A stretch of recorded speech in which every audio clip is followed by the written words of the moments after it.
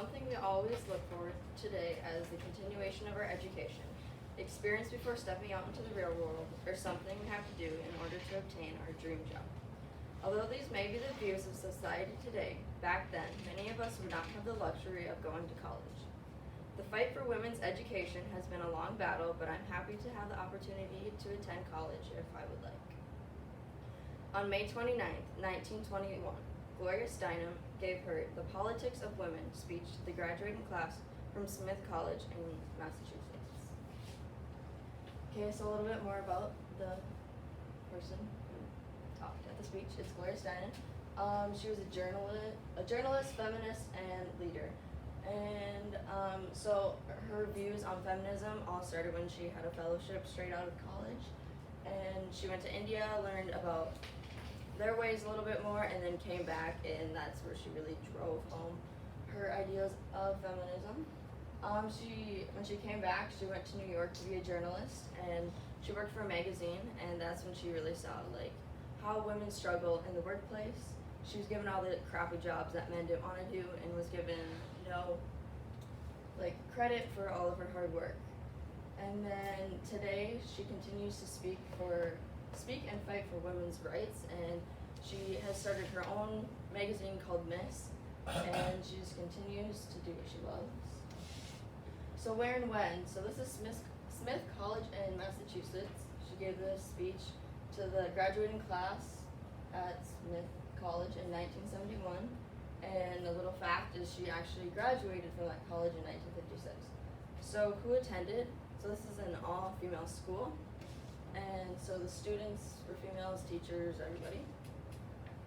So the significance now and then, the battle for women's rights continues today, and feminism is still a thing. And then in her speech, she talks about abortion, and she fought for abortion. And so obviously that's still going on today. People are still talking about it, debating about it, what should be right, what's wrong, things like that. So I don't have a video because they don't have videos when she's speaking, so we'll just listen to it.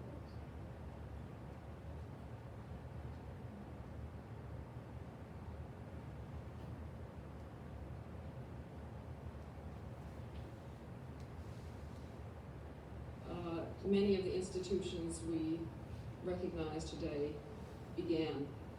But I think the important thing to recognize is that it was a political subjugation, and that the truth is, as women realized in abolitionist times, and as I think there's a great effort to keep us from realizing today, white women have more common cause with other second-class groups in this society than they do politically with white men. We have more to gain by making those kinds of coalitions, except, of course, with those men whom we welcome, who are willing to give up their white skin and their male privileges. If we are to change this society in the deepest kind of a way, then all of us who have been marked by looking different, for whatever reason, for cheap labor, must stand up together and say no more. And we must resist those efforts that are made to turn us against each other. It is happening in many parts of the country, for instance, that there are political slates of the outs, white women, black men, Puerto Ricans, Chicanos, who are forming slates together to try to break the hold of the white males on the state legislatures and on other political bodies. We must realize first something that we haven't up to now, and again, I think there's been a kind of effort to keep us from realizing it, which is that women are sisters, that we have many of the same problems, that the class divisions which men have made for themselves apply to men, but don't apply to us. The wife of a rich man is not usually a powerful person. She is often an ornament and a child. She often comes to realize in the middle of the movement that she may have more in common with her maid than she does with her husband.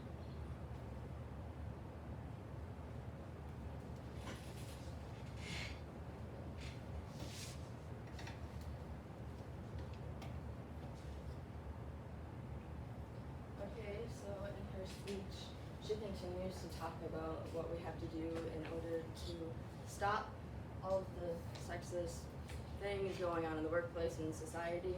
She says we have to unite as sisters. If we want change, we're gonna have to work together. So she uses ethos, pathos, and logos. In the beginning, she starts out, first sentence, she says friends and sisters. This shows like she's there with them and she relates them, I guess. And then she says, when I sat before this platform and cap and gown exactly as you sit before me now. She's relating to them once again, like I know where you are, I've been there, and yeah. And then we white women, she's clustering them all together, like we need to stay strong together. And then pathos, she makes jokes about her personal experience and law school.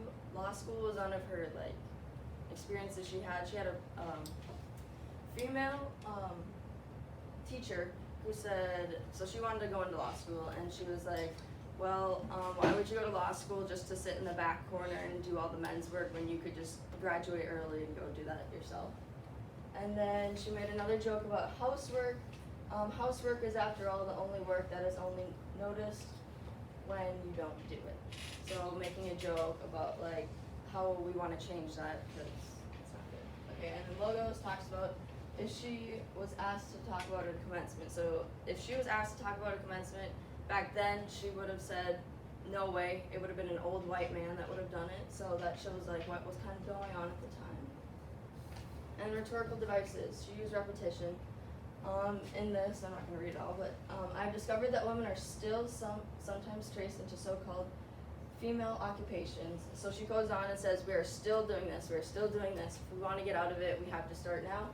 And we have to continue to fight to get out of this rut. And metaphor, indeed, the assumption was that we ourselves are children and creatures who are really encouraged to use the real world as all the knowledge that was being stuffed into our heads. So she refers to them as being creatures and children, and society looks at them as not important. And then why will it endure? It endure because we are still fighting sexist things today. Although it's not as bad as it used to be, it's always going to continue. So thank you for listening to my speech.